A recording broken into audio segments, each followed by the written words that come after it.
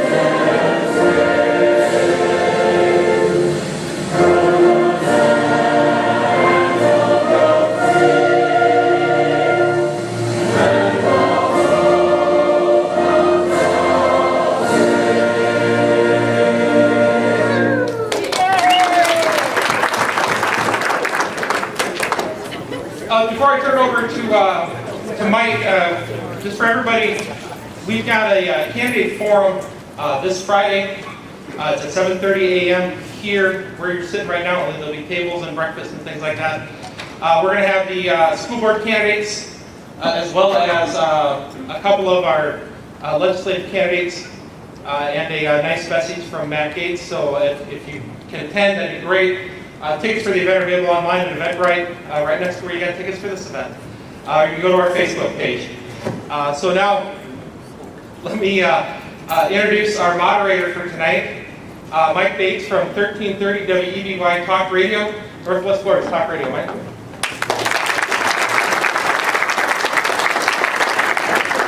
Thank you very much, and thank you all for coming out this evening. I am Mike Bates. I host a talk show on 1330 AM WEBY Northwest Florida's Talk Radio. In fact, I got off the air 6 minutes ago. Ran a rerun the second hour. So again, thank you so much for coming out tonight, and thank you to the candidates as well for coming to participate. Let me introduce, if I may, the candidates from District 2. We have Tammy Jo Brown.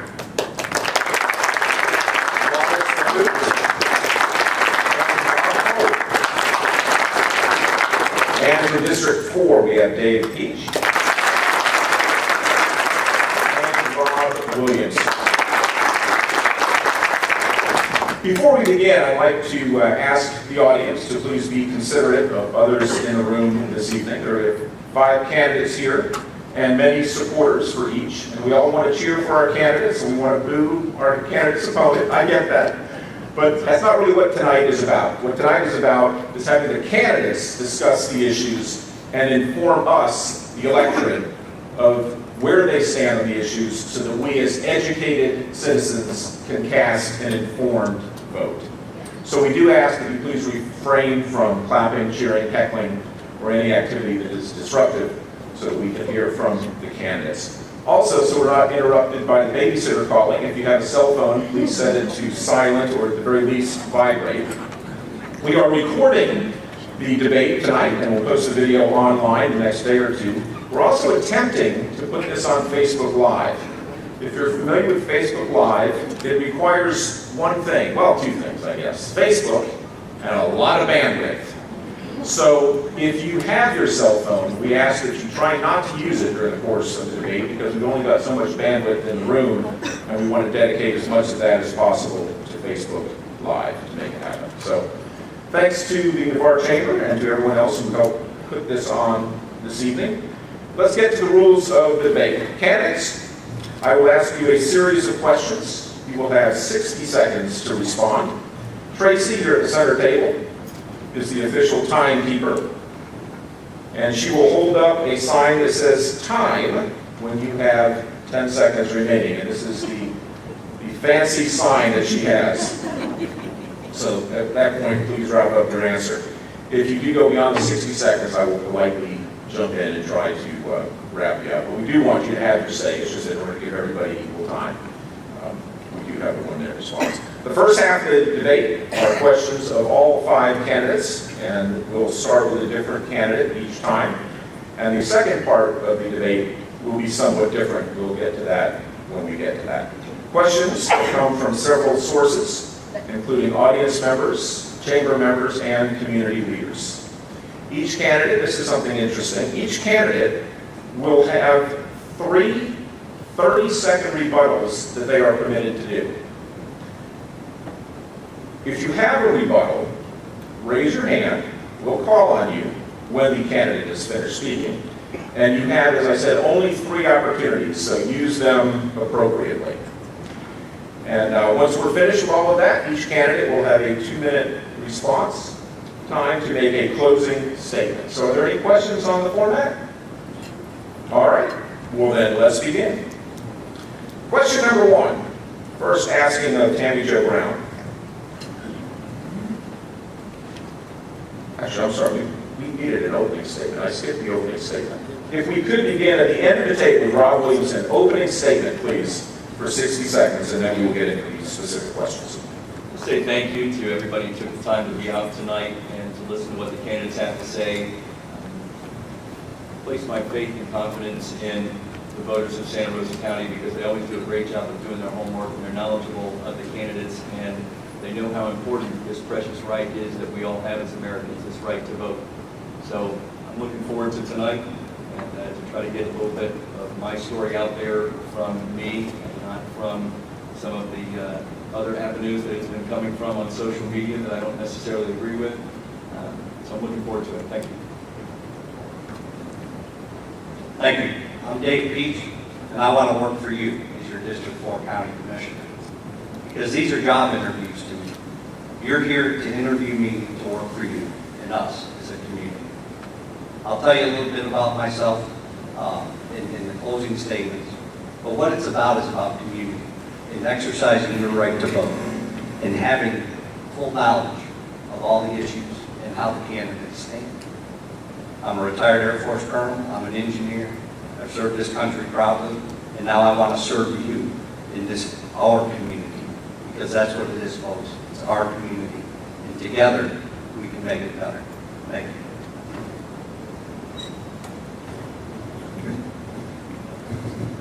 Some people would say I probably don't need that. God, country, and serving the citizens of Santa Rosa County has been very important to me for the last 15 years. When I got out of the Navy here, married a local girl, she's sitting right back here with me after 46 years, 4 children, 11 grandchildren. It's important to me for our quality of life. It's important for me to see each one of you out there and hear what you have to say because it's who we work for. The day before I got sworn in, I have one boss. She's sitting here with us tonight. The day after that, I had 160,000 more. And the day I forget that that's what's happening and that you, the people that we're responsible to, it's time for me to go home. I said I wasn't going to run for another term. So many of you have asked me to, and I feel privileged in being asked. And so here I am, Bob Cole, and I'm asking for your vote.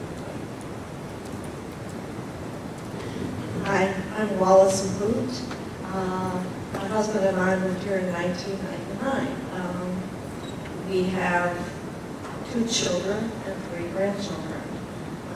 During our time here, I got involved in trying to protect our local aquifers. And that is what spurred me on to keep on going to commission meetings. And I decided that I would like to be part of that process. So I appreciate you all coming here tonight and taking the time to come and listen. And as Rob Williamson said, don't get your information from Facebook. I do have a Facebook page and I have some brochures and information over on my table. So I welcome any questions at any time. Thank you. Good evening, and thank you for having this for us this evening to get out and let everybody meet the candidates and hear our points of view. My name is Tammy Jo Brown. Married to Joe Brown. Yesterday, Joe and I celebrated our 35th wedding anniversary. We have 3 children, 9 grandchildren. My husband and I own a local company that we've had in Santa Rosa County for 22 years. 4 of those years here in Santa Rosa County, here in Navarre. Our son graduated from Navarre High School. I've also worked for the clerk of court for over 7 years, working with attorneys and the general public, helping them to process paperwork. So I'm working with the public, general public. I know the needs and try to help the general public meet their needs. And I'm here today running for county commissioner because I need to listen to the people. We need to get input. We need to have people to come to the table. Although we may not always agree on everything, we should be able to come together and compromise. Thank you. Okay, the first question will be asked of each candidate, starting with Tammy Jo Brown.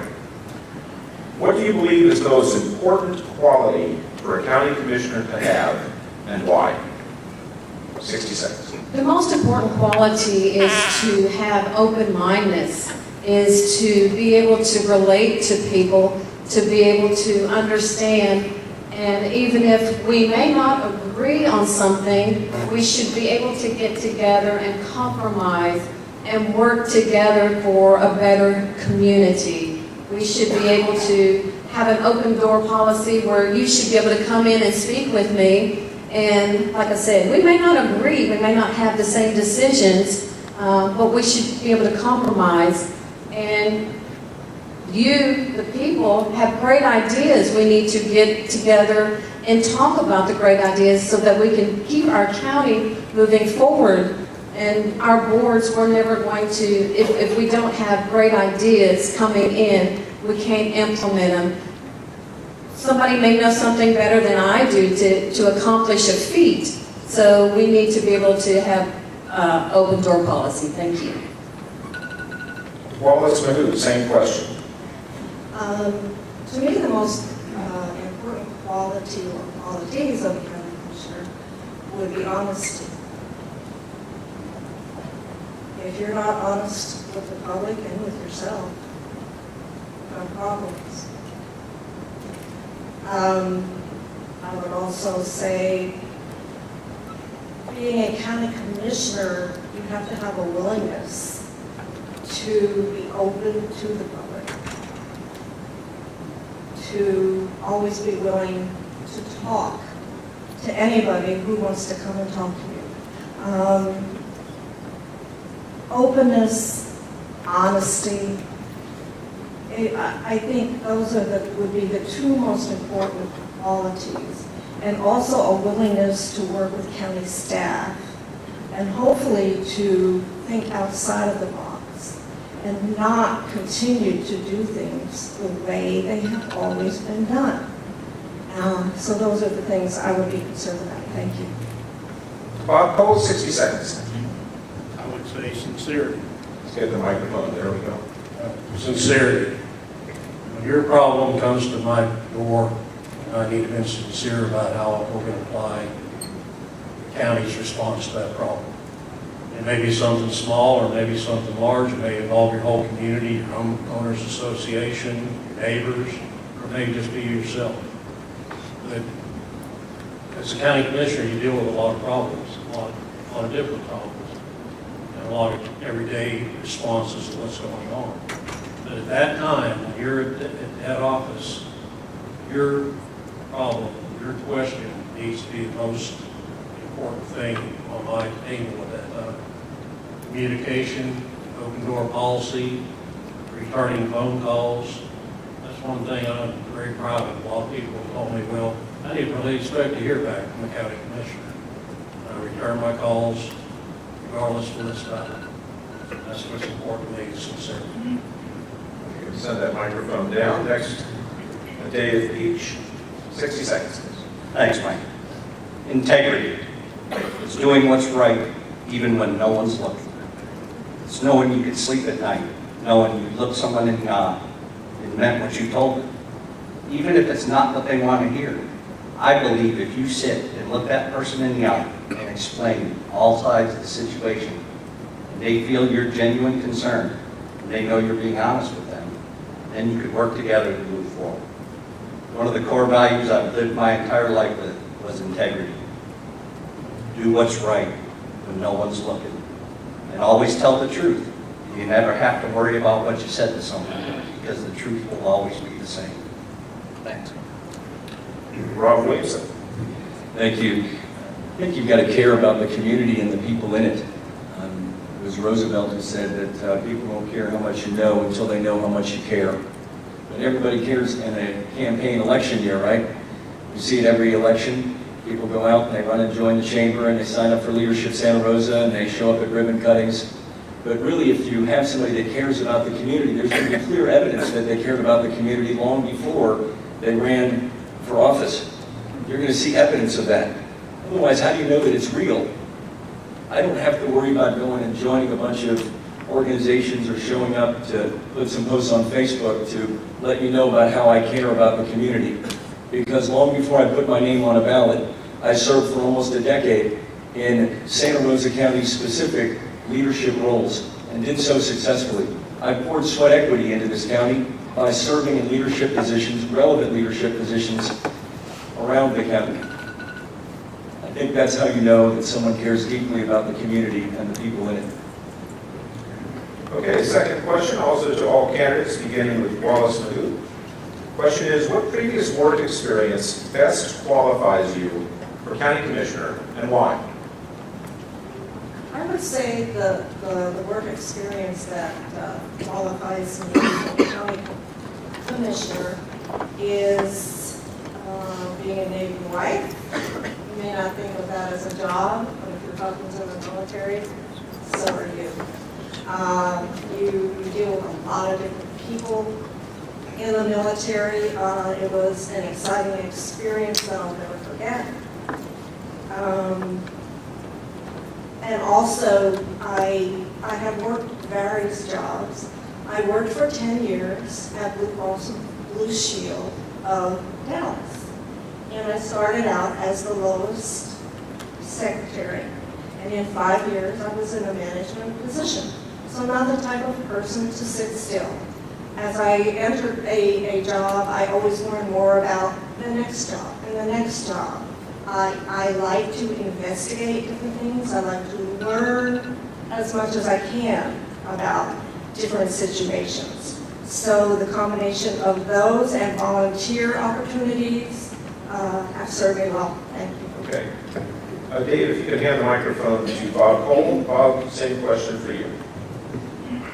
Well, I was asked this the very first time I ran, and it's going to sound like a commercial for Bob Cole Automotive. But, people say, well, what qualifies you to be a county commissioner? Well, as an auto mechanic and owner of an automobile business for over 35 years, people bring me a problem every day. They drive up or have it towed to the shop. Then at that point, it's my job to go through it, figure out the solution, get back with the customer with the cost, have the customer agree that that's what they want to do, and then act upon the customer's wishes. Isn't that what you want as a citizen in Santa Rosa County, for your county commissioner to act upon your wishes, to be prudent with your dollars, not overspend them, find the best cost, find the best prices for you? So I think that's one of my best qualifications. I've also got a degree in industrial education, and I found it more pleasing to serve people in two capacities. One, fixing your car, and two, fixing your problems in the county. Thank you. All right, Bob, if you'll hand that microphone back to Dave Peach. Dave, same question. Thanks, sir. I would have to say my experience as a leader in our United States military. I was fortunate enough to have the honor to command our airmen. And a lot of folks say you handled a lot of money in the military. It must have been exciting. But the thing that tore me the most and drove me as a leader to show concern was the resources you all gave me. And that's your young folks. That's your sons and daughters. Because I was entrusted with taking care of them and helping them with their wants and needs. and ensuring they were properly prepared for the dangerous missions that they were going to embark on. And until you look a mom in the eye and tell her, I got your son, I'll take care of him. That is my greatest achievement, I think, is that I was able to take those resources that people entrusted to me, provide for them, keep them safe, all in the time protecting you all in this great country from any harm. All right, and Rob Williamson. It's going to be similar to what I said with the other one, because his experience is important, but it's Santa Rosa County specific leadership experience that's relevant and matters. And that's a key difference in this race. Before putting my name on a ballot, I had the opportunity to pour sweat equity into the county by serving in these relevant leadership roles around the county. Value Adjustment Board, Zoning Board, School Advisory Councils, Board of Directors for Leadership Santa Rosa and others. More than 12 leadership positions around the county that are directly related to serving as a county commissioner. And then I'm the only one in this race that has small business ownership experience. I've been a small business owner for 13 consecutive years in this county. Like Bob was saying, you take home the stresses of being a small business owner. You know what it's like to make decisions and solve problems every day. That's what you want from your county commissioner. So I think experience is important, but it's relevant experience that matters. Tammy Jo Brown. Okay. Owning a small business in Santa Rosa County for 22 years has given me experience of working with public as far as doing proposals, getting them out there. Sometimes you win a bid, sometimes you don't win a bid. But it's getting out there and meeting the people that need, well, it's a dirt company, I have a dirt bid. So it's getting out, meeting clients, meeting customers, getting out there, making sure the job is done correctly. When you go out and clear a lot, sometimes if the customer's not happy, you have to go back and, you have to satisfy your customer. And that's like, you'll have to work with the people to try and, please the people. So, and also working with, at the clerk's office, meeting, working with the attorneys, working with the judges, working with people and their problems and their issues with like child support and divorces and family domestic relations. Okay, question number 3 will be asked of all candidates, beginning with Bob Cole. Question is, impact fees on new construction generated over $3 million per year in tax revenue prior to 2009 and helped Santa Rosa County pay for the infrastructure needed to support growth. Those fees were suspended beginning in 2009. Since 2012, Santa Rosa County has seen significant growth. Do you think we should bring impact fees back? Why or why not? Beginning with Bob Cole. Impact fees. If you could hand the microphone down, please. Thank you. Impact fees did do a lot, but I learned a lot during the time we had them in place. The housing industry is one of the biggest engines in our county for bringing dollars, including people to work. They take a $100 piece of property and turn it into, on a tax roll, and turn it into property that's perhaps $2,000. I use this as an example to keep the numbers easy because I'm that way. That's $1,900 difference in taxes. So all those new houses are paying that much difference. You open up a subdivision of 10, 20, 30,000, or 30 new houses, look at the increase in you have in taxes, and to add an impact fee to that is, in some ways, don't seem fair. I would consider an impact fee if the board would take a portion of the growth, subtract 100 from 2,000, you got $1,900 difference. Put that 100 in the coffers where it's always been, but take part of that $1,900 and put it into an account for growth, for impact. And then if we do that, we're more prudent with those dollars, I would consider impact fees, but we didn't do that in the past. And I'd like to see us do that in the future before we consider impact fees. Those dollars can be budgeted, or Time's up. that would be great. All right, if you can hand the microphone to Dave Beach. Dave, same question, please. Thank you. There's no question that heavy construction impacts our infrastructure our roads, and all of that. We had impact fees. They helped. There is an impact to this construction. Is it a fee? Is it a dollar amount? Is it something in kind that we could work with developers? I don't know, but that's what I want to explore, because I believe they know they impact us, but we also impact them.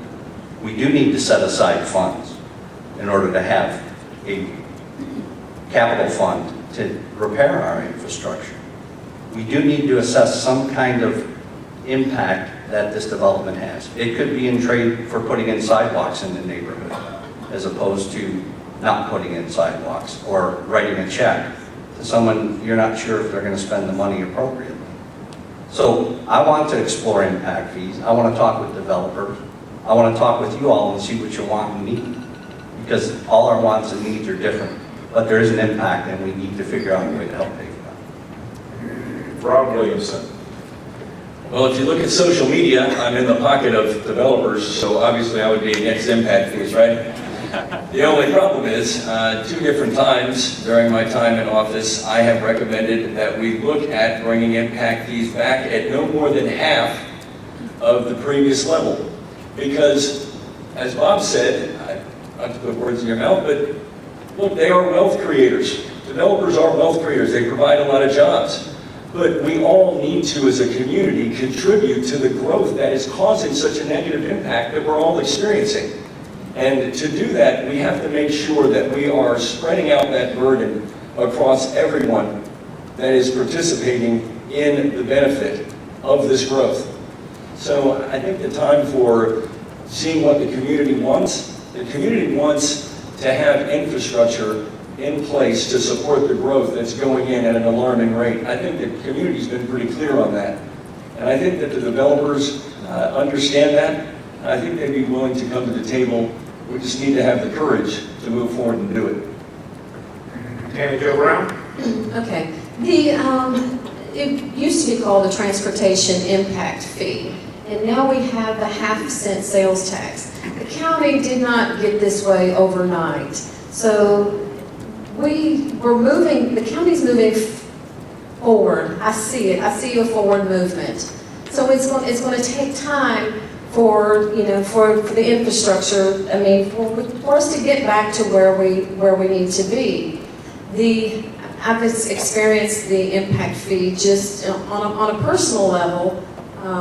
Right before the last year they were doing the impact fee, I knew a person that was moving a modular home onto a place, and they received a modular home at a discounted price.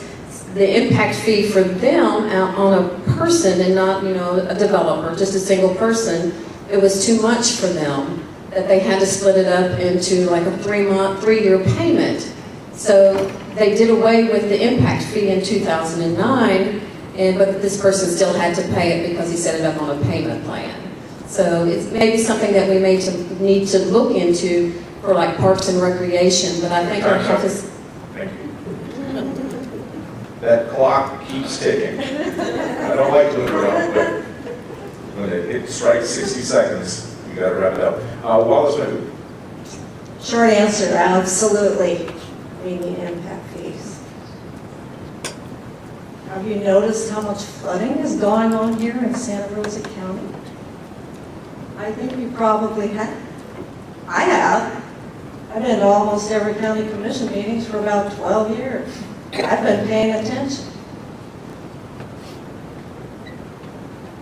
Another problem is in these areas that flood, new houses are going up 2 or 3 feet high. Well, what does that do to the person downhill from them?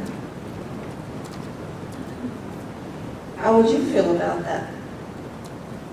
If that water was going to run down into your property? We need infrastructure, folks. We need impact fees. A fair impact fee. When the old post office opened up, they were going to charge them $18,000 impact fee. She said, I can't open my business. So they said, okay, $1,800. We can be fair. There would be a study done. There would have to be a study done. So how difficult is that? That is why they have brought the back. Well, we have to do a study. Call Escambia County, see what their impact fees are. All right, thank you. Our fourth question, beginning with Dave Peach. As our county grows, we have to deal with land use issues monthly. Over 85% of all variances are approved in this county. As county commissioner, how would you handle variance and rezoning requests that you vote on? Actually, Mike, I think the variance requests are a little higher than that. I've been tracking over 90%. They've been that way since the last election. And the land code exists to protect people's property, not just the property owner, but the people around that property. And when folks purchase their property, they full well know what their land is zoned for, what its potential uses are. So to have that high of a variance approval rate, I know I've talked to several landowners and business owners who purchased land on Highway 87, knowing it was in the heart of Navarre and what it was zoned for. Only in September, and as most recently a few months ago, to have conditional approvals accomplished.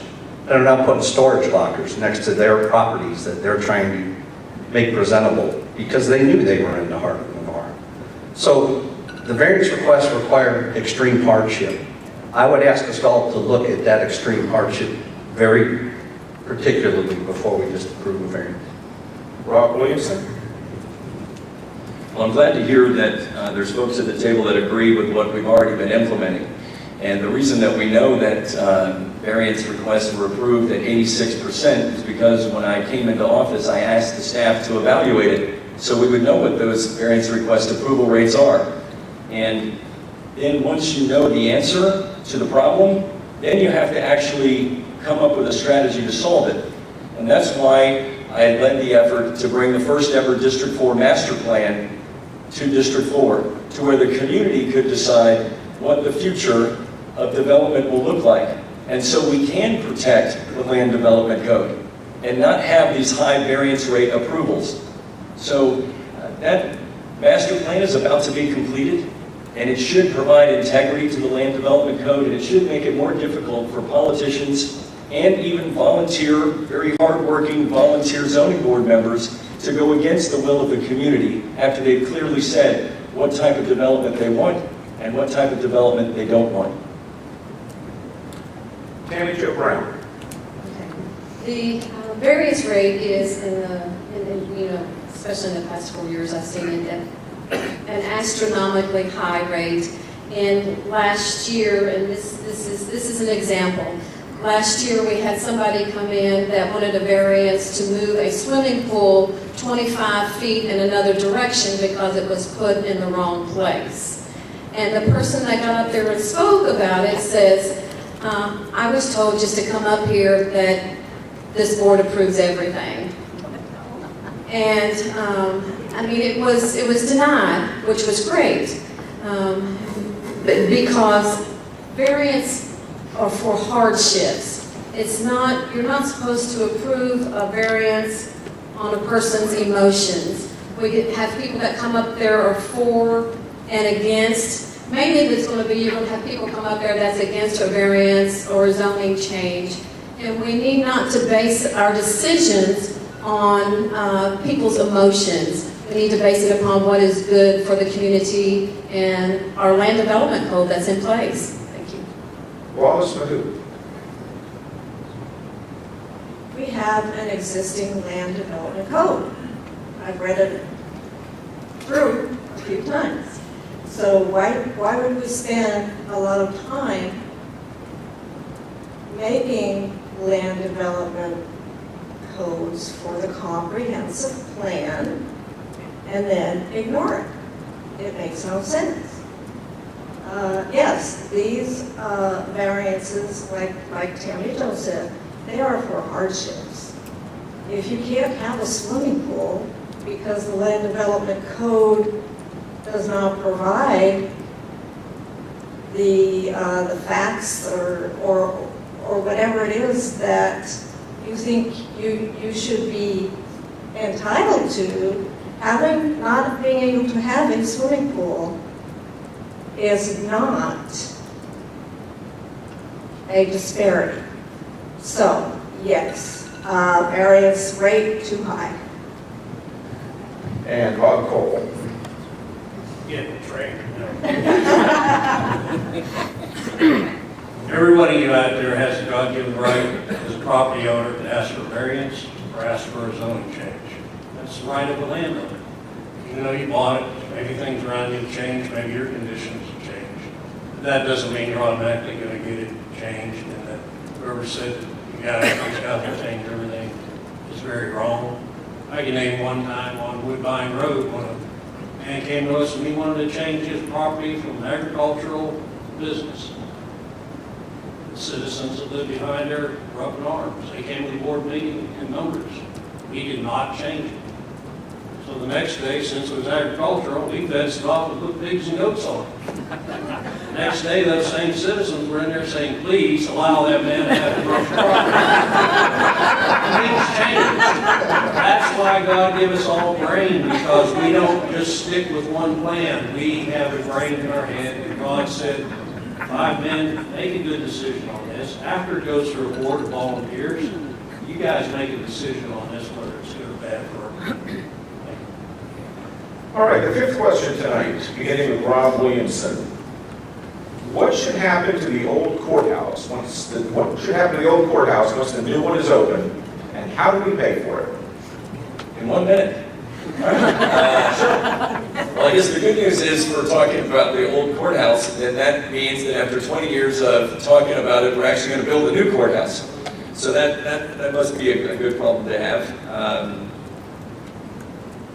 Look, I think that I've heard some great ideas about what to do with the old courthouse. I've heard use it as a remote site for UWF, so they can put an incubator, or they can put something in there. I've heard use it as a museum. I've heard use it as other options. The main thing for me is that whatever is put there helps create a vibrant, thriving downtown urban environment, because it seems as though the city of Milton has lost their way a little bit lately, and that they're not focused in on the things that would build a thriving urban downtown. And the city of Milton area is beautiful. That downtown area, it's just an area that has so much potential. So whatever we ultimately end up doing with the old courthouse, I hope that it will tie into an overall plan of success.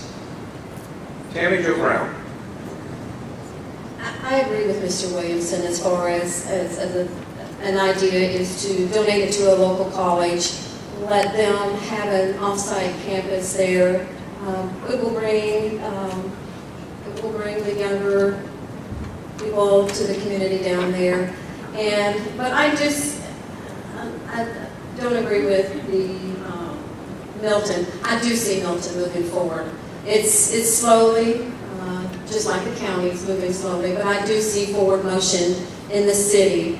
They are doing new things. They've got new people on the boards, and it's moving forward in the city of Milton. We've got a beautiful river there that we can use the access. It hasn't been used, but there are a lot of things that we can do once the courthouse moves and the attorneys move. These buildings we can bring in like a pottery place where there are people making pottery dishes, and we have people that are coming from down here up there shopping in the local areas.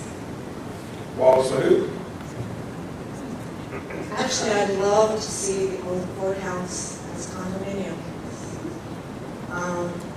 It may take some bringing new businesses into the downtown Milton areas. I think I could see condominiums with activities near the waterfront, people riding bikes, boating, kayaking. Would we love to live so close to that wonderful river environment? The only problem is the courthouse is very old, and there's probably lead and all those good things that we used to live with a long time ago. The major hurdle there would be getting that building up to code. But I would think there would be plenty of grants out there. We'll use somebody else's money and not the money out of your pockets to try to create a downtown area that would be wonderful for people who would want to live and thrive downtown. Bob Cole. Thank you. I've been living with this for 15 years now. I'm finally glad to see us building a new courthouse in a good location that people on the south end can get directly through Avalon Boulevard and the new four-lane road we've got. But the biggest thing is, what are we going to do? Let's bring two other buildings into view. Probation and public defender. Public defender's office is in an old building that should be on the historic register, and it should be in private ownership and back on the tax rolls. Probation, the old gas station, we barely get by in. We have people urinating on the ground behind it, nowhere to go. The city of Milton is pleading with the Board of Commissioners to do something about probation. My idea is, as quick as we can get out of the old courthouse, we put probation, we put the clerk of courts in the downstairs of that. We spend a lot of money every month on archiving material. The upstairs of that building can be used to archive that material when we get out of that rent. That would be the immediate need, or the immediate use, so we don't just abandon the building. And then the long-term use, I think, would be ideally college campuses. That would give us some leeway, that would free up those other buildings. Dave Beach. I served jury duty in that building back in October. And I can say, in my professional engineering opinion, that building will be very, very costly to do anything with. The city of Milton has a government. They elect their officials. I don't think the county should be reaching into the city of Milton and telling them what to do. I think we should offer them or afford them an opportunity to give us some input on what they'd like to see with the courthouse. But I can tell you, lead, asbestos, ADA compliance, and structural integrity are going to cost a lot for that building. There's a historic piece of it. Maybe we need to talk to the historic folks and see if they want to take it on and work the grants. But I think the county needs to get out of the land business as much as we can. And if we could help Milton with their downtown and their choice as their own government, then I think we need to explore those options before we spend any more taxpayer dollars to renovate a facility that's way past its use. Our sixth question of the night, beginning with Tammy Jo Brown. Do you support adding another half-cent local option sales tax? If yes, how would you propose to spend that additional revenue? Not at this time. I'm not for adding on that 0.5 cent sales tax. I still think that we need to, the county needs to move ahead a little bit forward. I know that, Mobile County, their tax rate starts out at 4%, but if Alabama's sales tax is at 4%, but they are all the way at 8, 9, and 10% in Mobile County, and they tax 4% on their groceries. So the state of Florida does not have tax on groceries, but right now at this moment, I'm not for adding on that 0.5 cent sales tax. Wallace Mood. I would also be against the other 0.5 cent sales tax. There are other ways to find money. FDOT has a program that you can get a grant from FDOT for infrastructure. So if we look to other avenues for funding, I think that would be the best thing for us to do at this time. We are taxed enough. We have stormwater issues. We can look for grants to help with that. Some places have a stormwater tap fee, and I would not agree with a tap fee. We should be able to handle our infrastructure and look outside the box and look at different programs that are available for counties to improve their infrastructure. So no, on the 0.5 cent sales tax. Bob Cole, same question. You can hold that microphone a little bit closer. 60 seconds, please. Thank you. That's not up to me, it's up to you. I'm only one vote. The sales tax gets voted on by our citizens.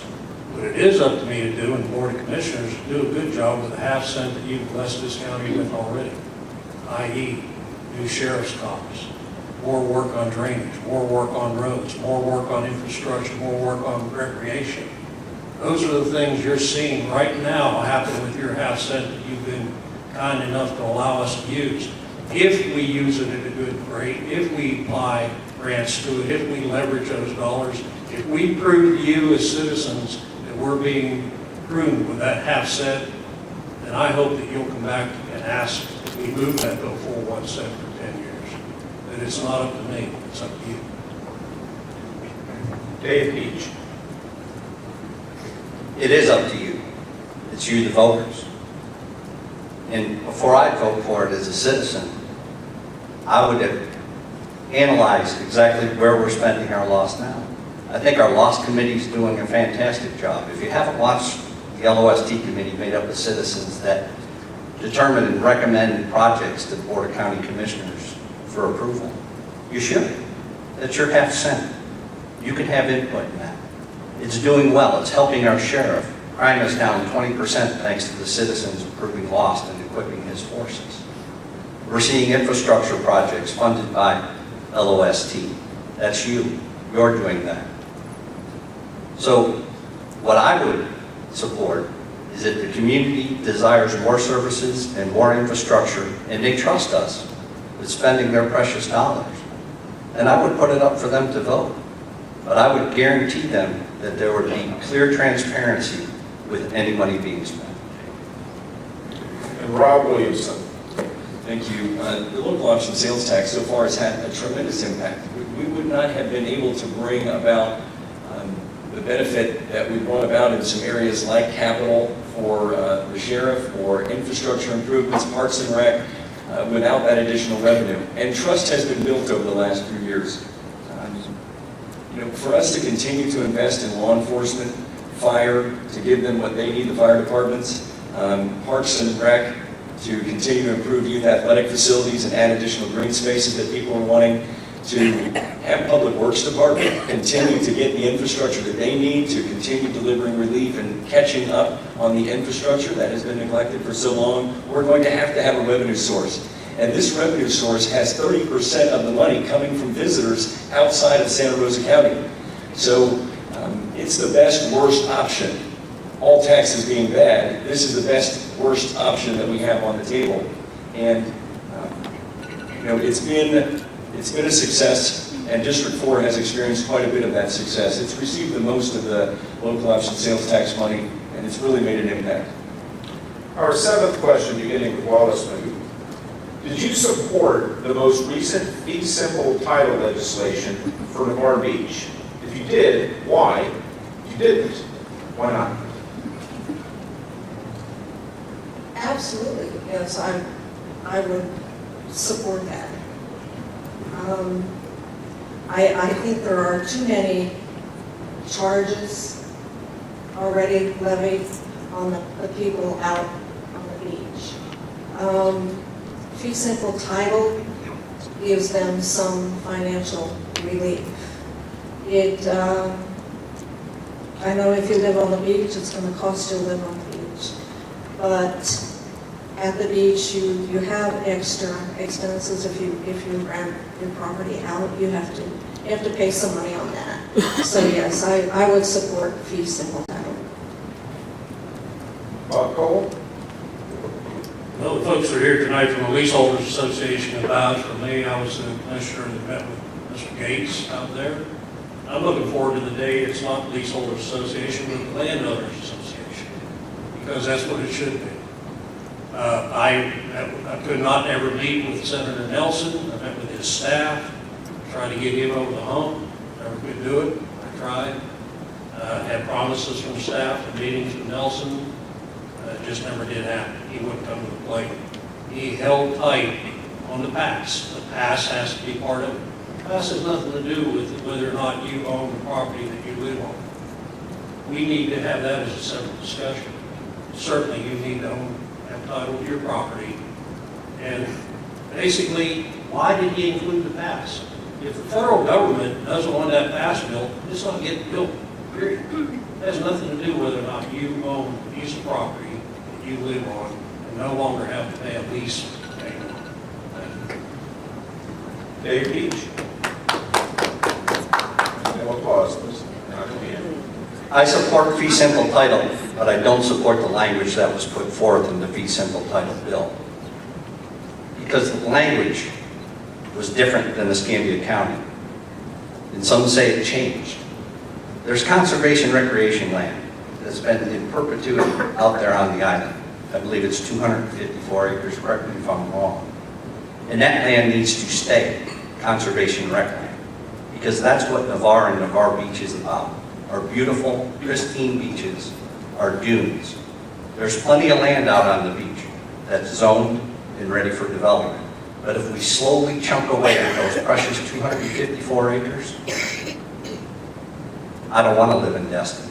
I bought my home here in Navarre, because Navarre is what that beach is, and that land needs to stay, and fee simple title needs to be granted to those owners, and the beaches need to be preserved as the people's beaches, whether that means through customary use or how the plots are determined for those leases, for those titles. That's what I believe. Conserve our beaches. Rob Williamson. Thank you. The question was related to fee simple, and it's a simple problem to solve. You give people ownership of their land so that they're no longer double taxed. It's pretty straightforward. The only thing that keeps that from happening is when the federal government comes in and wants to tell us how we're going to use our land, and they start mixing up a tax bill with a land use bill. And I don't think that the federal government should be coming into Santa Rosa County and telling us how we should use our property. And I think that the Board of County Commissioners has done a very good job of maintaining the integrity of the Navarre Beach Master Plan. I know myself, I've never taken a vote, nor would I take a vote that is not consistent with the Navarre Beach Master Plan. It's a land use issue that is messing all of this up. And I just don't think that the sovereignty of Santa Rosa County should be given away to the federal government. We need to control what we do with our own property and give people on the land and on the beach title to their property. Tammy Jo Brown. I agree with the land fee simple. People that live on the beach should have title to their own pieces of property. And like Rob said, the government shouldn't be getting into their business and tell them how that it can be used. And it needs to stay in Santa Rosa County with like the land that is out there, like Mr. Peach was talking about the 250 acres out there. They shouldn't be telling us how to use that and what to do with it. It needs to be safe and needs to be protected.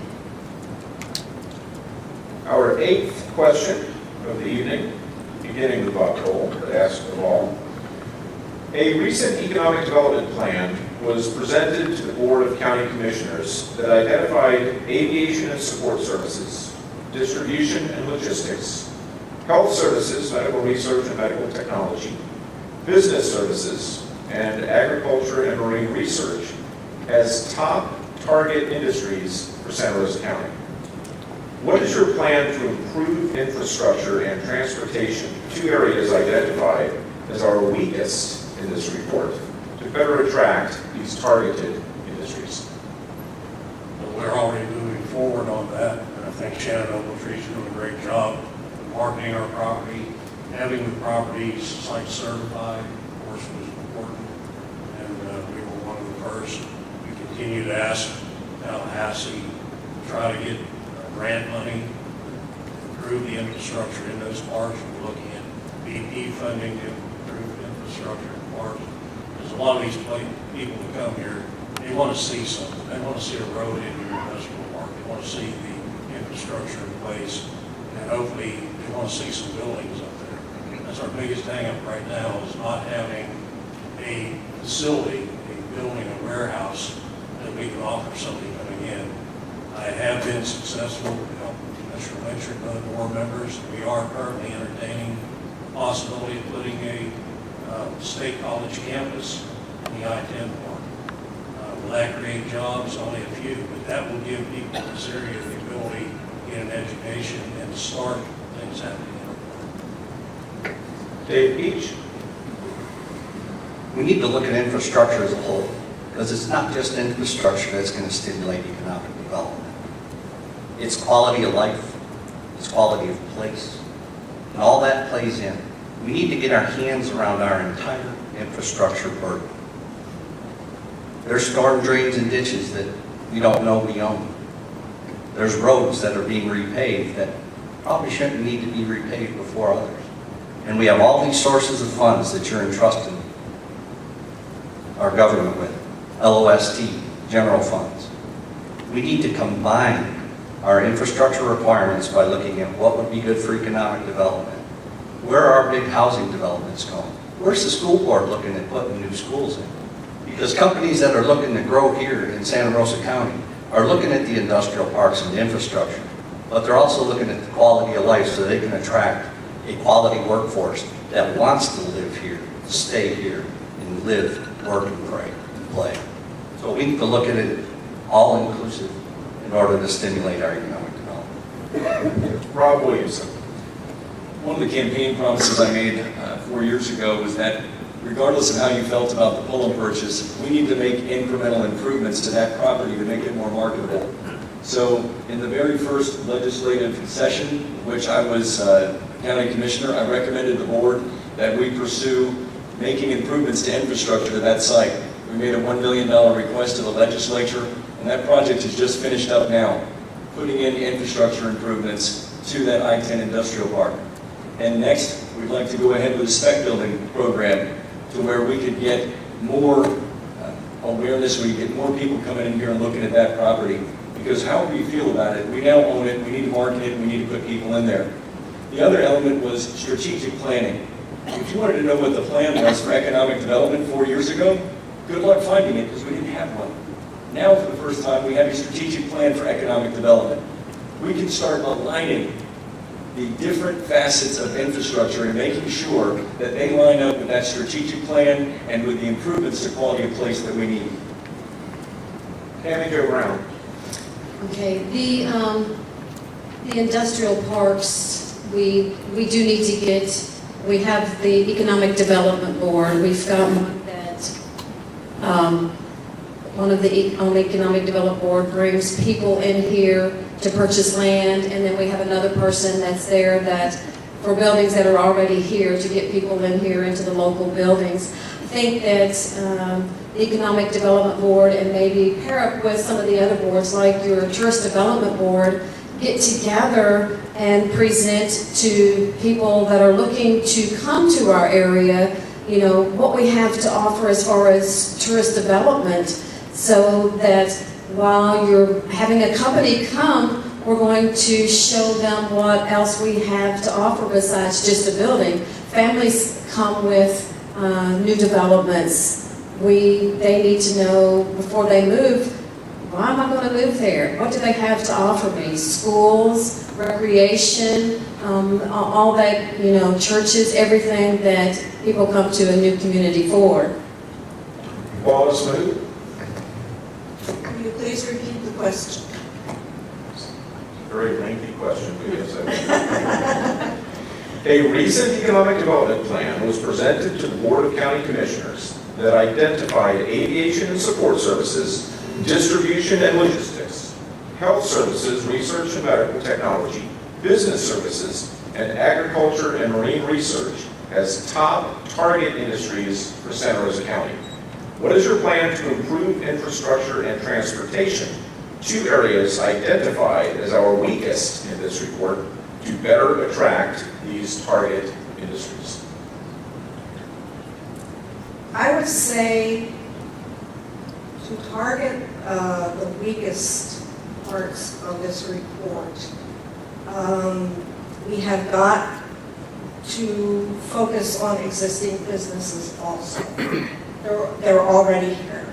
We need to improve infrastructure to help support those businesses so that as we market to newer, bigger companies, which we can because of all the things, the aquatic, the medical, we are close to military, We could get military contracts, but you have to have infrastructure. If there is a building out there in the industrial park, you could offer it to someone, but first you have to have the infrastructure. You have to have that support for any business that comes in. So yes, and also transportation. We had public transportation a few years ago. It would have cost $2,000 a month to continue it. 600 people were riding for jobs and education. Bring it back. All right, so the second part of this evening's forum will not ask the same question of every candidate. They will be specific to candidates and races. So, District 4 candidates, Dave Peach and Rob Williamson only. Beginning with Dave Peach. What is your plan to resolve the ongoing drainage and water issues related to Holly by the Sea? Well, we know Holly by the Sea has drainage issues. In fact, I believe we paid Baskerville Donovan $400,000 to study those drainage issues for us. And they were nice enough to give us a priority list of projects that we need to accomplish. Last year, we had the opportunity to tackle one of the biggest projects, the Thomas King Bayou project, $6.8 million. My opponent deemed that was too much money for the south part of the county to have from the rest of the county. So he took that project off the list. How do the people who live on Kings Bayou feel? I've talked to folks up north. I've asked them, do you think that was too much money to prevent someone's home from flooding? And they said no, because we'd like to think the south part of the county would help us out if we had big projects like that. So we study things tremendously, and we pay good money to study things. The hardest part of studies and plans is executing them. I would execute the plans we've spent resources on. Rob Williamson. Thank you. I remember in 2014 when I was campaigning, knocking on doors, and it was after one of the biggest flood events in this county's history. I met people that had all their belongings stacked at the street. And after that event happened, we had the next budget come out for the county, and we spent $478,000 on stormwater drainage countywide. And my predecessor moved forward with that initiative for the study that you were talking about. We had 0 projects when I took office. 0 projects for stormwater drainage improvement in District 4, and spent less than $500,000. This year we have 12 projects in process for stormwater drainage improvement, and we'll spend over $7 million. And the Tom King Bayou project that you referenced, get your facts straight. We are currently spending almost $500,000, and we have begun the engineering for the design on that project. So when it's time to look at the construction, when the design is finished, then we'll look at allocating those funds at that time. But we need to make sure that we're putting out accurate information. Dave, you've got 30 seconds. Having raised your hand. Did my opponent say that $6.8 million was too much money to spend on the Tom King's Bayou project and remove it from the list? That is the fact that I stated. Did you say that, sir?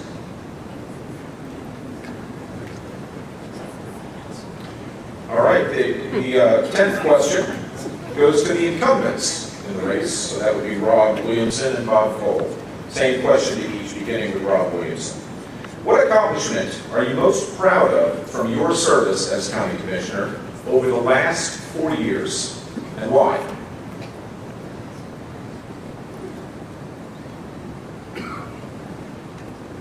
It's not sexy, it's not glamorous, but I would probably say the improvements we made to the budget and the fiscal accountability of the county. Our budget process starts early, it's more open and transparent than it's ever been. We publish the check register every 2 weeks. We now have every single line item in the budget for every single department listed, and it puts in there how much money they're requesting and what they're going to be spending it on. And the results are that we've won the first ever Distinguished Budget Award in this county's history for fiscal reporting. I think it's important the way that we take care of, are entrusted with people's money. And so, to me, that's probably not one that a lot of folks will put up there. It's not one that you're going to have a golden shovel and stand there and have a great photo op on. But as far as the blocking and tackling of how taxpayers' money is allocated and how it's recorded, that's pretty important. Cole, same question. Repeat it for me. What accomplishment are you most proud of from your service as county commissioner over the last 4 years, and why? I can't say that I'm proud of a particular project because we all work as a team. As a team, we put a lot of things together for our county. Well, that microphone a little closer to you. Put a lot of things together for our county as a team. And that to me is important, and perhaps that's the biggest accomplishment, is continuing to work as a team, as an effort to move Santa Rosa County forward. We could look at individual things. Congressman Miller, as a naive young commissioner, said, "You're Jeff, you need $23 million for Avalon Boulevard." I got $14.5 million out of the federal government for it. That was a start. I saved recreation funds and built the June 8th Arena, cash money, and borrowed money for it other than for some bleachers and stuff to wrap it up. So, there's several things like that. Working with our citizens to renourish our beach. So how do you pick an individual item out of that? And I think continuing to work as a team is the most important. All right, our next question is for the two District 4 candidates, Rob Williamson and Dave Peach, beginning with Rob Williamson. The question is this: Highway 98 is a constant source of frustration for a large portion of the county's population. What is your plan for reducing the long traffic delays and improving safety on Highway 98? 45,000 commuters drive through the bar on their way to Hilbert Field in Oakland County every day. First meeting I ever had as an elected official was with Sean Ward, our transportation planner. First meeting with the county staff member, I should say. First meeting I had was with the NYSA board, but I also asked somebody to come with me that many of you know, and that's Ralph Agnew. And the total purpose of that meeting was to discuss what are the viable improvements that we could bring to safety and reducing traffic congestion on Highway 98. And I set about working on them. The community access road was a long talked about idea when I came into office. Now the feasibility study for that project is funded and it's underway. The feasibility study for widening of Highway 98 is funded and it's underway. We have applied to get grant funding from the federal government, and we are now working on partnering with the base to see about the possibility of defense access road funding. And we also got the lights timed and synchronized on Highway 98. We are doing everything we possibly can to bring relief to that roadway. But it's, and I'll take a 30-second extension on, take one of mine. I'd also like to mention that we worked and partnered with Hilbert Field, with Senator Broxson, with the Department of Transportation to get the Strategic Intermodal Systems designation, a statewide designation that allows us to compete for state funding with the Orlandos and Miami-Dades of the world to help bring relief to Highway 98 sooner. Probably took at least 4 or 5 years off the project. Dave Peach. I was happy to see Hurlburt pursue the CIS designation. I talked to Colonel Gorman, and they were pleased that they got the support they did from the local community to pursue that option. Highway 98, FDOT is widening it. We need to be in the loop with FDOT. But in the meantime, if we've timed the lights on Highway 98, then we need to get a new watch.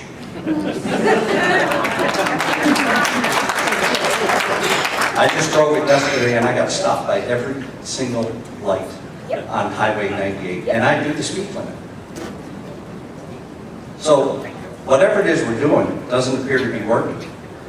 I know the Alabama, Florida TPO is working on a lifetime thing, but we need to push them harder. We have reps on that board. We need to be standing up and telling them this is impacting, this is killing people. 4 people have died on Highway 98 between January and April 30th of this year. That's 4 too many. If light timing cost $300,000, that's a cheap price to pay as opposed to paying for 4 lives. So I would work with the TPO. I would do everything within our power to extend turn lanes and work the traffic and work the lighting. because it's not working, whatever we're doing. Our next question is for the District 2 candidates. Question is, do you support the widening of Highway 90 through historic downtown Milton? If yes, why? If no, what alternative do you support? And we'll begin with Wallace Mahmood. I would have to say it doesn't matter if I support the 4-lane through Milton. FDOT has been doing this study for years. I always thought it would be great to have the southern bypass and leave downtown Milton alone, but if that's to happen, you have to go through Florida forever waters, and that's very expensive, if you could even get the permits at all. So it's not up to me, it's not up to you. They'll listen to you. They'll take all the opinions and let you have your say. But at the end of the day, it's their bottom line. So they're going to put the 4-lane through downtown Milton is what I expect. So we need to work on ways to work with that. And, don't be sourpusses. If you're given lemons, make lemonade, and we can do it working together. Bob Cole? Same question. Thank you. This has been going on for quite some time, and I support kind of both sides. It's up to the citizens. When I hear from the citizens that there's other options. I'm kind of disappointed with DOT and not exploring the other options. We've got the 87 north-south connector. How responsible is it if DOT put a 4-lane through downtown without first exploring that option, without seeing how many lives could be saved, how much traffic could be moved? If that connector is made from 87 south and Highway 90 up to 87 north, just below Whiting Field, how much traffic will that alleviate, possibly not have to go through downtown? Wallace mentioned the southern bypass. That's an idea I came up with. A 1-mile bridge can create a 7-mile bypass around Milton. That hasn't been explored fully. They kind of threw in the towel when it came to Florida Forever. So we've got to work with the citizens. We've got to work with DOT. We've got to work with the groups. We've got to realize that there again, traffic could be modified. There's some things that we could do immediately to relieve it and look at the other possibilities first. Tammy Jo Brown? The Department of Transportation, as far as doing the 4-lane, the project is 10 years out.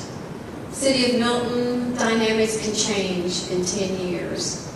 I'm with Mr. Cole as far as the 87 connector that would tie into some of the industrial parks to alleviate, and that's where the traffic is coming from. We've got a prison out there and quite a few businesses out in the industrial parks. If we get that connector road done first, and it will show that it would alleviate a lot of the traffic, because that's where people are coming. They're trying from East Milton, trying to get up to Stewart Street, whether to the schools or home out to Whiting Field, because they work out there in East Milton. If we can get that traffic alleviated, I would like to see it to stay 2-lane, because 4 lanes of traffic, you're still going to have the same amount of traffic, whether it's 4 lanes or 2 lanes.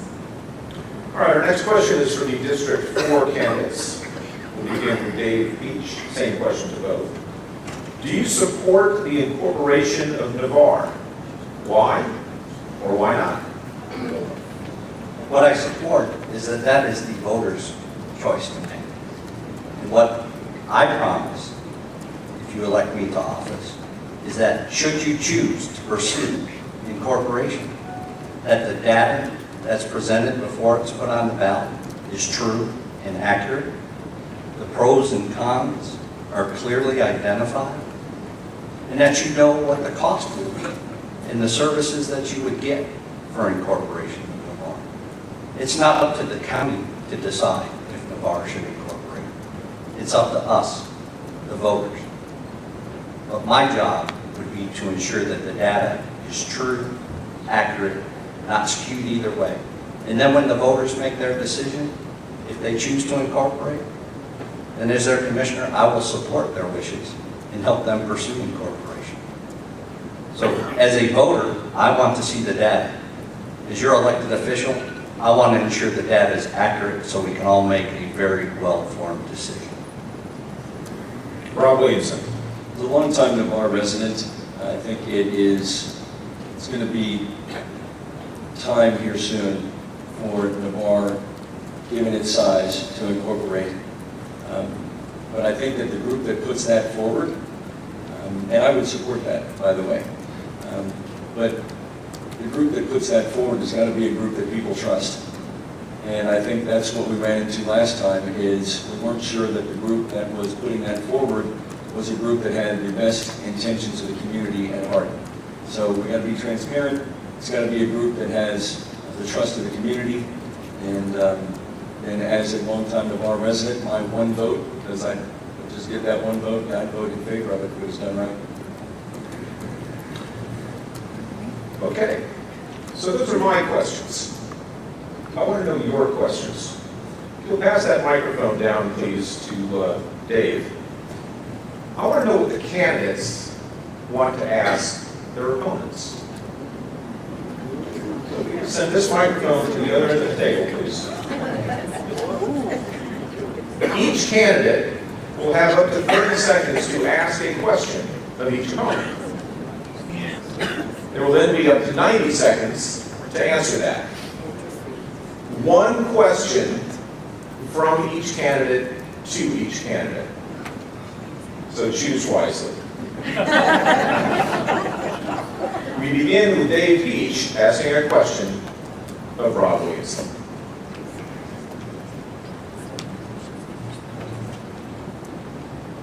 Elected officials make lots of decisions. Some good, some may be perceived as bad. If you were given a chance to redo 3 decisions you made, or essentially, what are your 3 biggest regrets of things that you've done while in office?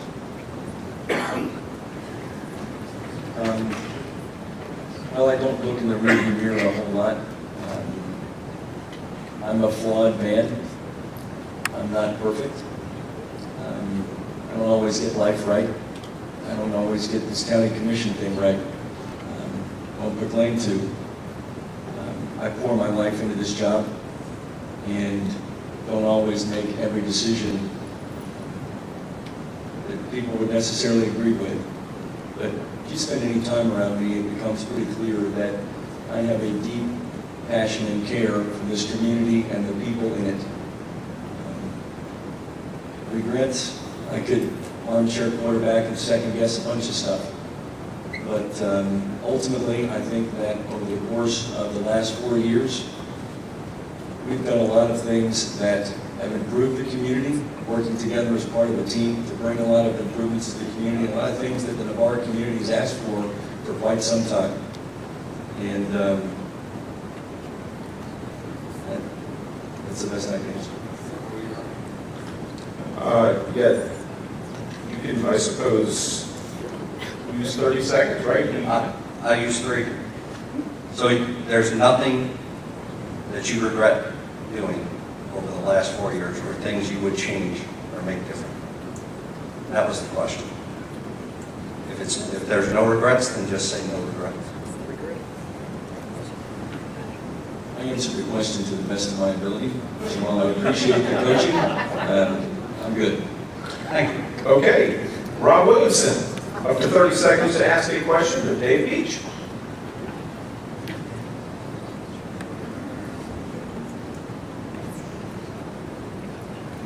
I've always believed that campaign should be about what you can do, not what the other guy or gal can't do.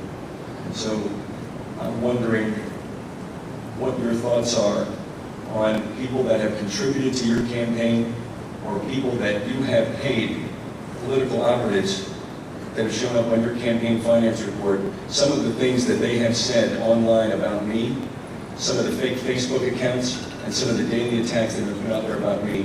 What are your thoughts on that, sir? I have not put up any Facebook page but Dave Peach Facebook campaign page. My campaign consists of me, my wife, and 2 other individuals. I have not gone on those pages. I have not posted on those pages. And I have made a clear campaign statement from the get-go that says how I am going to run my campaign.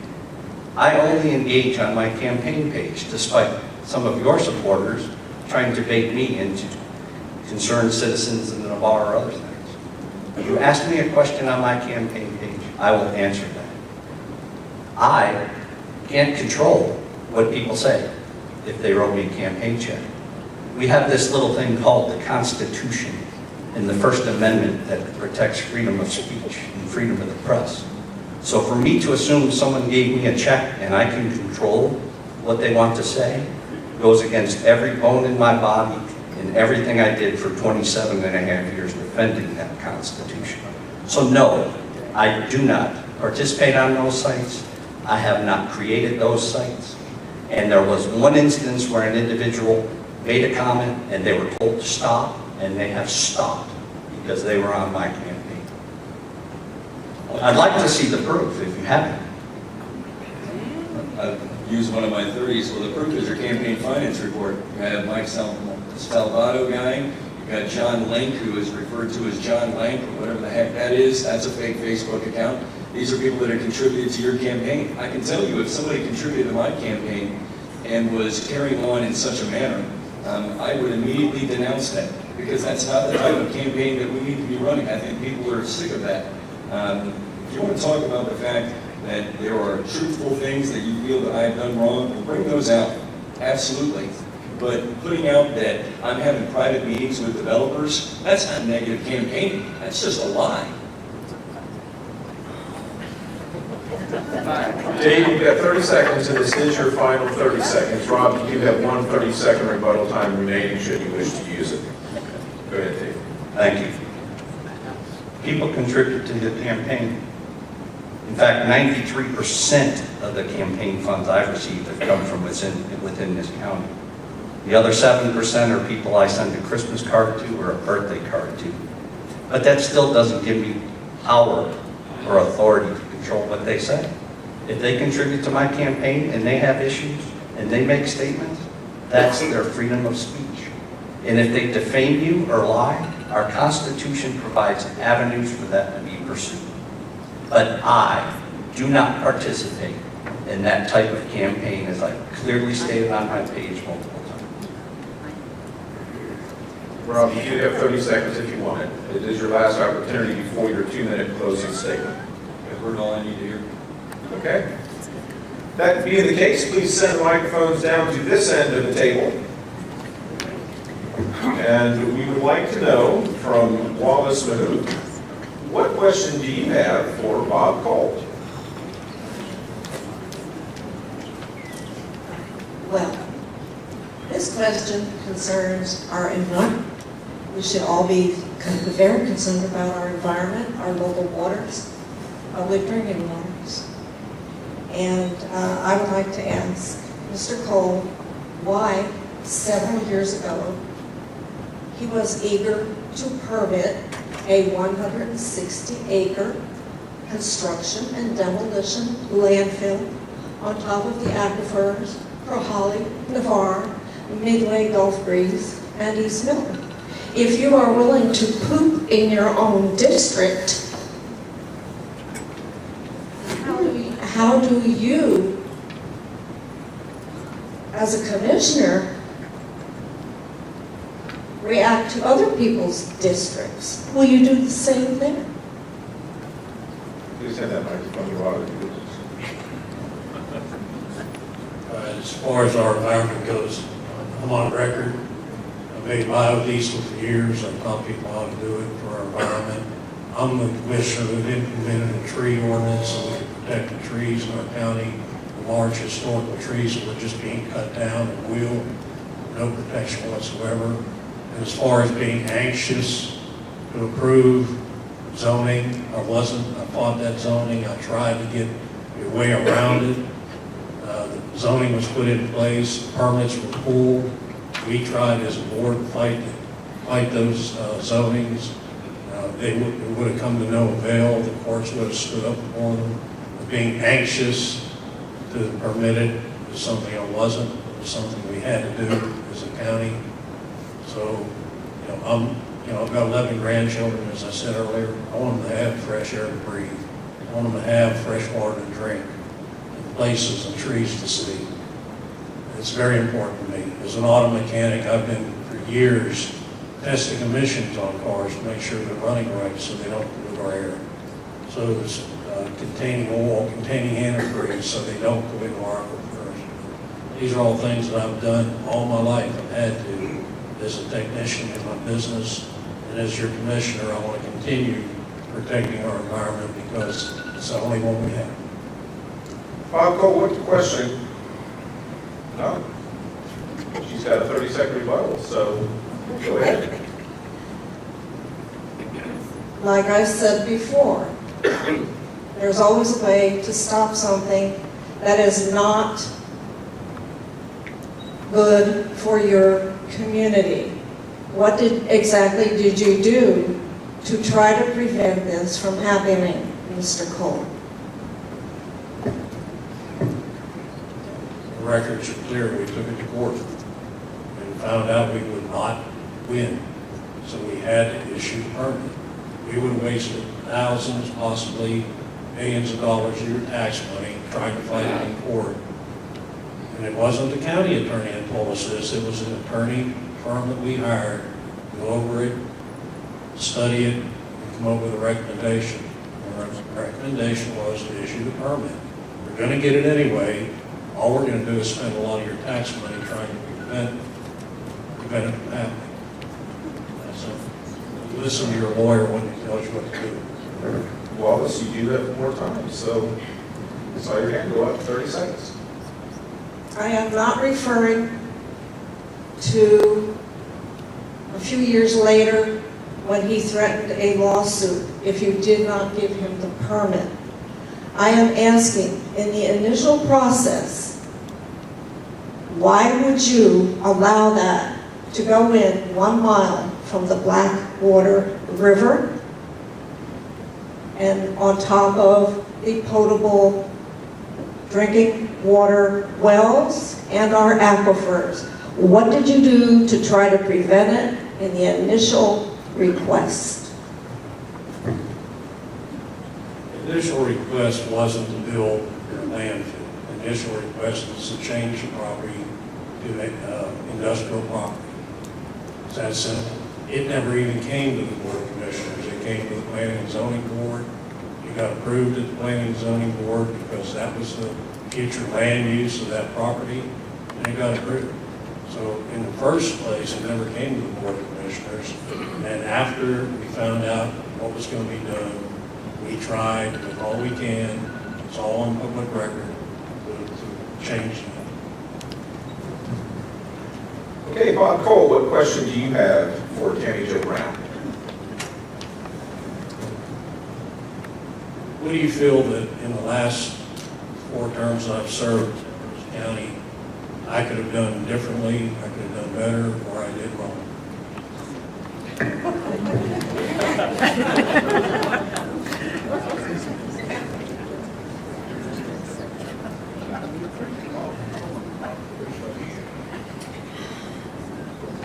And one thing that comes to mind as far as improvements go, county commissioners know when the monthly meetings are. So to take a vacation during the time of a monthly meeting, I think, and then a vote is not present because you're not there. I think that could be an improvement. Like I said, we know when the monthly meetings is they're planned out a year in advance, and to take a vacation during that time for you to participate on the board is something that I think that could be improved upon. Bob, this is your last 30 seconds. No? This is my first rebuttal. No, this is your third. This is your final opportunity to use it. The 30 seconds that were used to answer your questions counted. Oh, as all 30 right. seconds. I didn't call for it, but anyway. All right. God, family, country. I had an opportunity to take my 3 grandsons and my wife to Alaska before my daughter and my son-in-law left there. They were stationed there. You don't get that kind of opportunity that long, or that many times. My 15-year-old grandson got to turn 16 in Alaska. I'm in hopes that one day the 3 of them get together and say, remember when the old man took us to Alaska, how good a time we had? And I didn't know one person was going to have to abstain at the meeting, and the other person had it on, had it on there for their hearing or their zoning. So I wasn't aware that was happening, but I'd do it again. Okay, Tammy Jo Brown, we'll send the microphone down this direction. Tammy Jo Brown, what question do you have for Wallace Mood?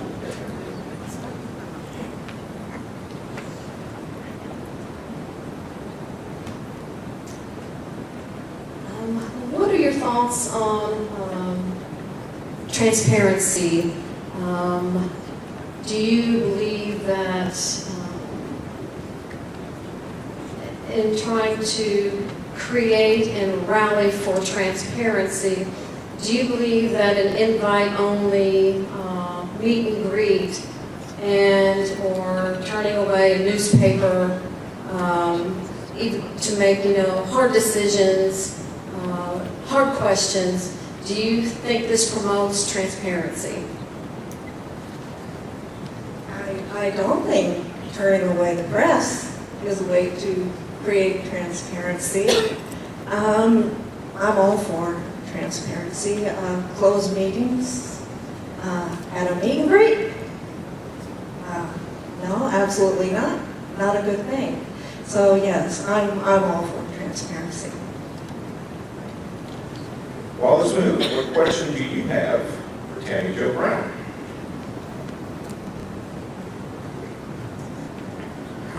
I would like to ask Tammy Jo what made her decide to run for county commissioner.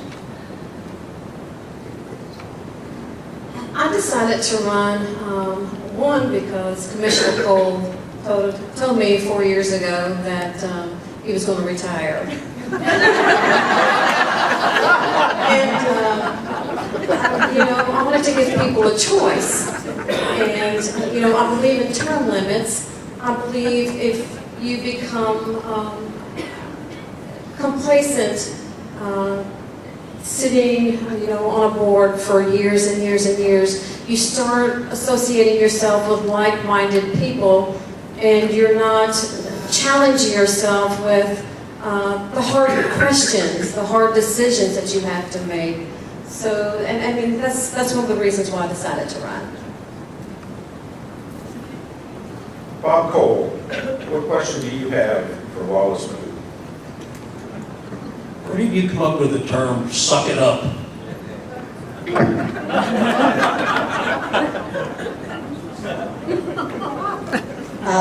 In reference to what? What did I say that as? I'm not denying it. I probably did say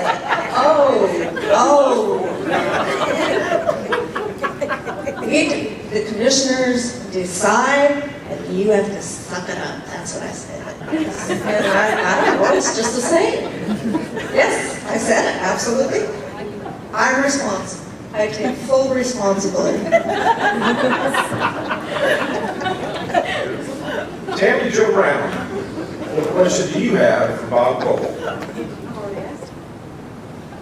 No, you asked Wallace. Must have been in the rebuttal. I wasn't paying attention.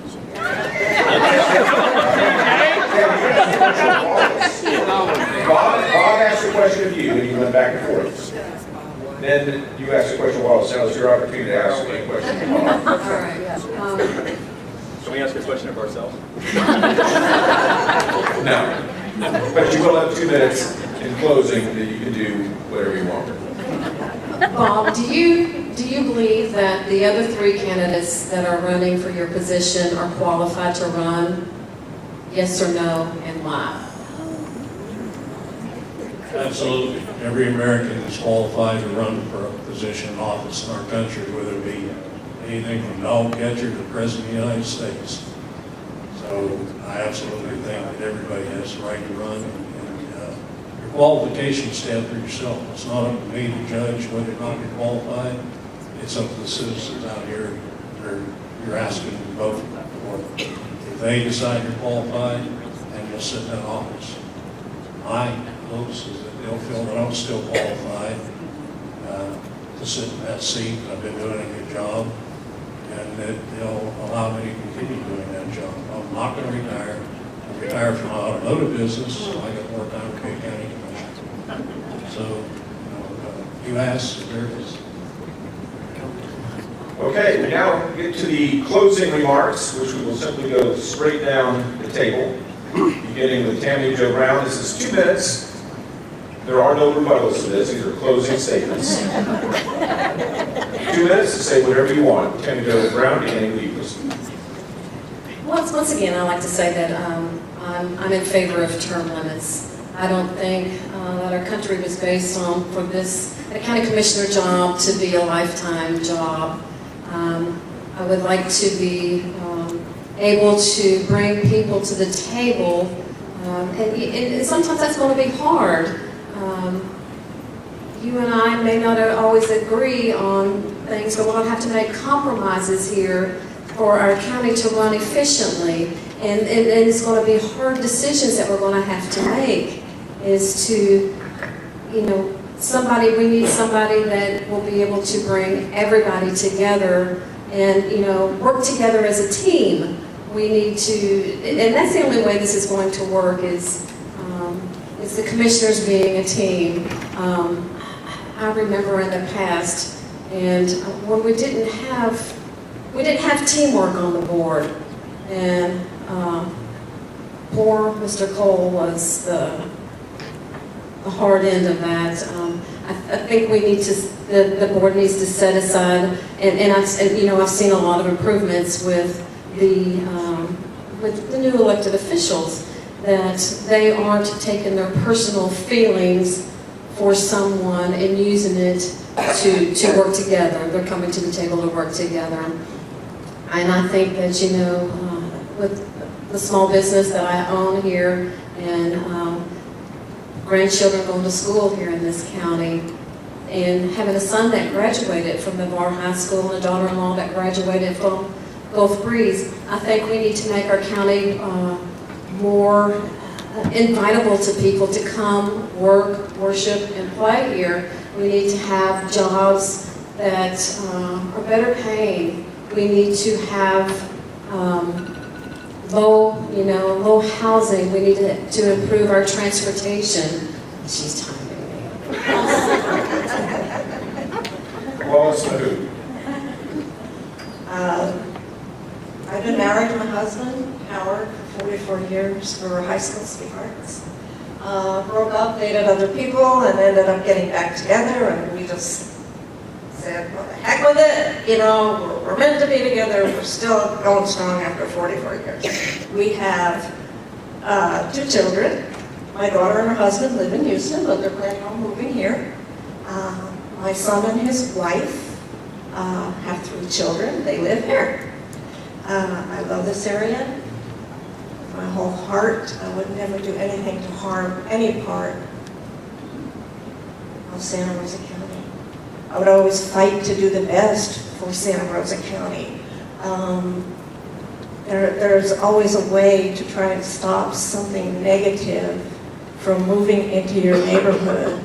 And I would look as hard as I could to not cause any damage here in Santa Rosa County.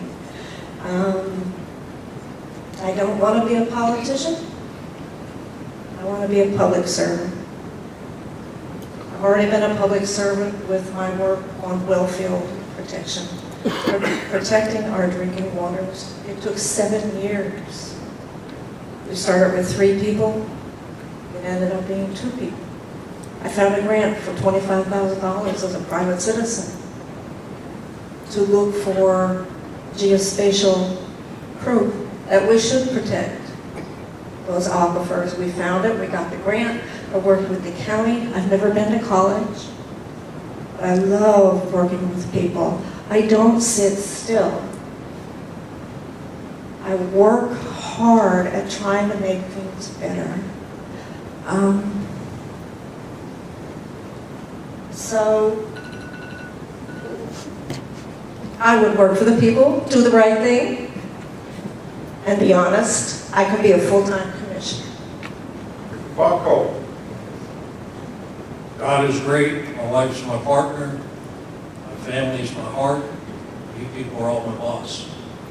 And the day I forget to do that is the day I can go home, and I won't ask for your vote. Until then, I'd like to ask for your vote, I'd like to continue working for you.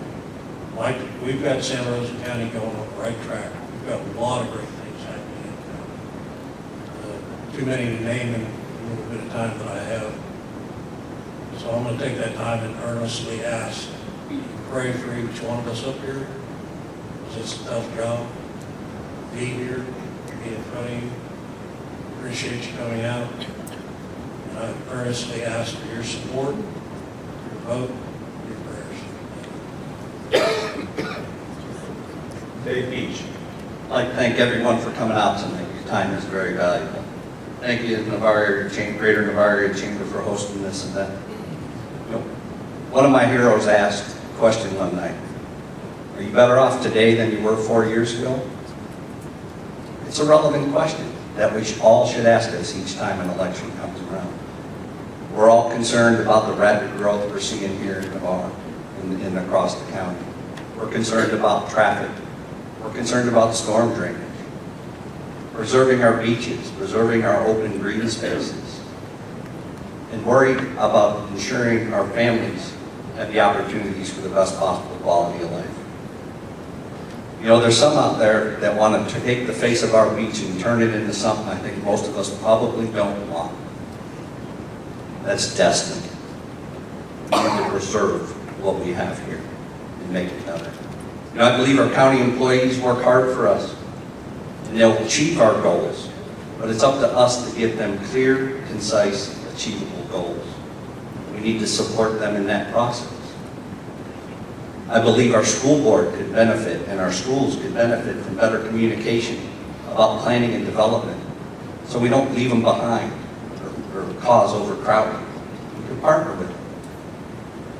I believe the 500 animals we euthanized in our shelter in the month of June. I think we can do it better. I am proud of Sheriff Johnson and his deputies. Crime is down 20%. His effective management, his ability to clearly define his requirements is what made that happen. That's why the Board of County Commissioners needs to continue to work with the sheriff, because we all deserve a community that's ruled by law and order. You know, it's about getting the team focused on the goal. It's about mending relationships and getting everyone to walk in the same direction. County commissioners are held to a higher standard. I've lived those higher standards my whole career. Integrity, service, excellence in all you do.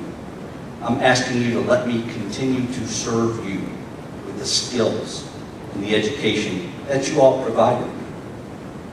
I'm asking you to vote for me on August 28th. Thanks. Have a great evening, and please be safe going home. Rob Williamson. Thank you. Thanks to the Greater Navarre Area Chamber of Commerce for hosting tonight, for everybody coming out and taking the time to listen to the candidates. Thank you to the voters of Santa Rosa County for giving me the privilege of serving as your county commissioner for the last 4 years. We have built a foundation for the future over the course of the last 4 years, and we've made a lot of progress together. We're not done yet, but I think that's a great question. The question that Reagan asked, when you go to the polls, it might be well if you ask yourself this question: are you better off than you were 4 years ago? Our county is safer. We've invested more money in infrastructure in the last 4 years to pave more roads, to put in more stormwater drainage ponds, to clean out more linear feet of drainage ditches and build more sidewalks than we have in any other 4-year time period in our county's history. We put in more playgrounds, more beautification. We've set aside $13 million to end the practice of putting treated wastewater into the Santa Rosa Sound and Blackwater River. We've doubled tourism revenue in 4 years, and we're finally reinvesting tourism revenue back here in Navarre, where a majority of that revenue is generated. We've leveled the playing field for small business, and we've done all of this by improving accountability and communication with your elected officials so that you can be engaged before a decision is made and not after. There is no doubt that we are better off than we were 4 years ago. Don't let a few paid political operatives or folks with fake Facebook accounts on Facebook or the owner of a local newspaper convince you otherwise. Believe me.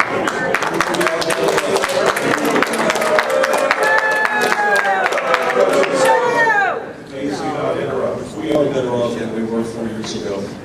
We're not done yet. We are working hard together as a team. Things like the courthouse that we've talked about for 20 years, we're going to break ground in a new courthouse this year. I'm grateful for the opportunity to serve. I have absolutely poured everything I can into this position, and I'll continue to do so for the rest of this year and moving forward into the next term. Thank you.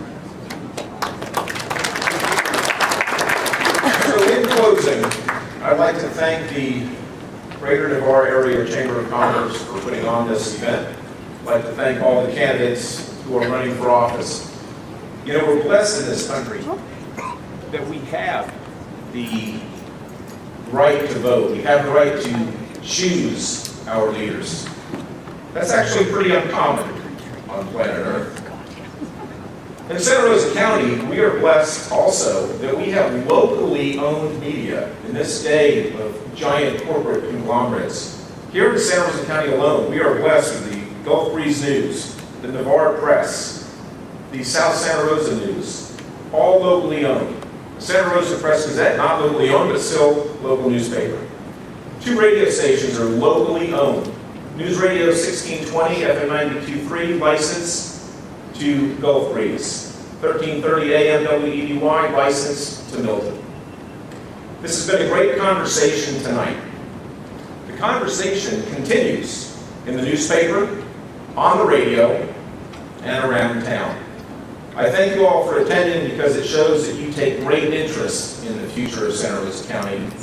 It's important that you do, and we appreciate that. We thank the candidates for coming out. We thank you for attending. That does wrap it up. Thank you very much.